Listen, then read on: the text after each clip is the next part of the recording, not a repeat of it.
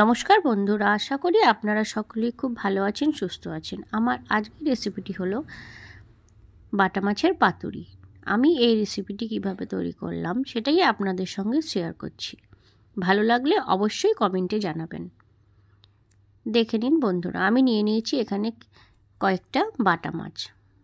এটা মিডিয়াম সাইজের বাটা মাছ আছে, খুব বেশি ছোটও না আবার খুব বড়ও না। নিয়েছি 2 চামচ পোস্ত, সামান্য পরিমাণে আদা আর 4 কোয়া রসুন, আর পরিমাণ মতো ঝাল নিয়ে নেব কাঁচা লঙ্কা।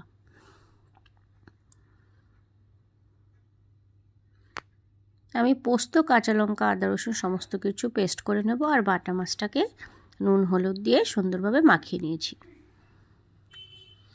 এরপর উনুনে কড়াই চাপিয়ে দিয়েছি, তাতে পরিমাণ মতো সর্ষের তেল দিয়ে দেবো আর তেলটা গরম হয়ে গেলে মাছগুলো সুন্দরভাবে ভেজে নেব।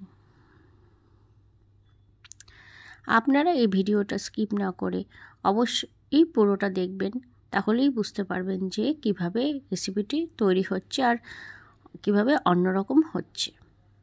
আর ভালো লাগলে অবশ্যই সাবস্ক্রাইব করবেন।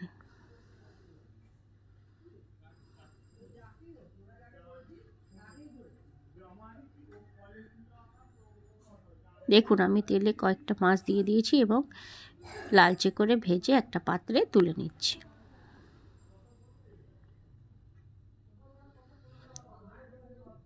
এইভাবে আমি সমস্ত কটা মাছ সুন্দরভাবে ভেজে নেব।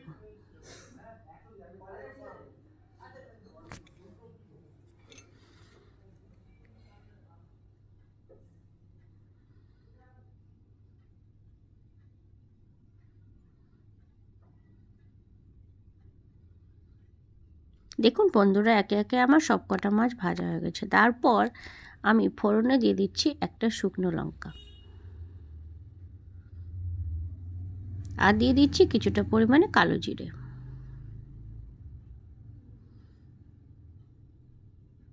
ফোড়নটা একটু ভাজা হয়ে গেলে সেই পোস্ত আর কাঁচা লঙ্কা, আদা, রসুন সমস্ত পেস্ট করে নিয়েছিলাম সেটা দিয়ে দিলাম আর মিক্সিং জারে একটু জল দিয়ে গুলে নিয়ে সেই জলটাও আমি দিয়ে দিচ্ছি।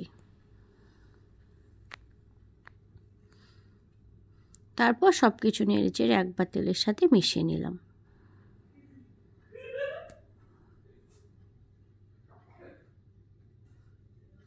তারপর দিয়ে দেব পরিমাণ মতো নুন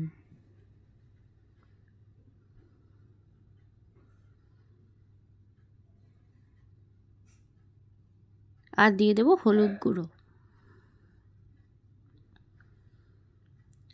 আর দিয়ে দিচ্ছি জিরে গুঁড়ো। ছোটো চামচ আর হাফ চামচ দিয়ে দিচ্ছি জিরে গুঁড়ো।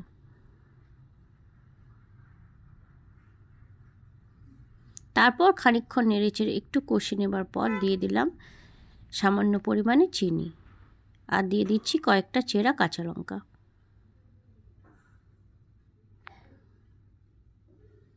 দিয়ে সব কিছু ভালো করে একবার নেড়ে চেড়ে মিশিয়ে নিলাম। তারপর এখানে 1 চামচ মতো সর্ষে আমি বেটে নিয়ে তারপর ছাঁকনির সাহায্যে ভালো করে ছেঁকে নিয়েছি। সর্ষে বাটার পর যে খোসা খোসা ভাবটা থাকে সেটা যদি ছাঁকনির সাহায্যে ভালো করে একটু জল দিয়ে গুলে ছেঁকে না হয় তাহলে খাওয়ার পর কোনো রকম সমস্যা হয় না। যাদের সর্ষে বাটা খেলে সমস্যা একটু হয়, গ্যাস হয় পেটে, এইভাবে ছেঁকে নিয়ে আপনারা রান্না করবেন তাহলে কোনো রকম সমস্যা হবে না। তারপর সর্ষে বাটা দেওয়ার পর একটু সামান্য নেড়ে চেড়ে নিয়ে পরিমাণ মতো একটু জল দিয়ে দিলাম। ঝোলটা একটু ফুটে উঠলে তারপর আমি সমস্ত মাছগুলো দিয়ে দেব।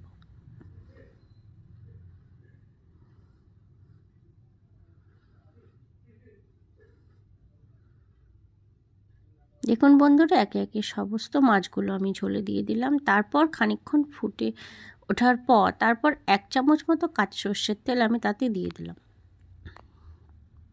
তারপর আবার খানিকক্ষণ ফুটিয়ে নিলাম। যতটা পরিমাণে ঝোল আমাদের প্রয়োজন আমি ততটা ঝোল শুকিয়ে নিলে নামিয়ে নেব, একটা পাত্রে ঢেলে নেব। এইভাবেই তৈরি হয়ে যাবে আমার আজকের রেসিপিটি। দেখুন, আমি একটা পাত্রে ঢেলে নিয়েছি। তৈরি হয়ে গেল আমার আজকের বাটা মাছের পাতুরি। ভালো লাগলে অবশ্যই কমেন্টে জানাবেন আর সাবস্ক্রাইব করবেন। ধন্যবাদ।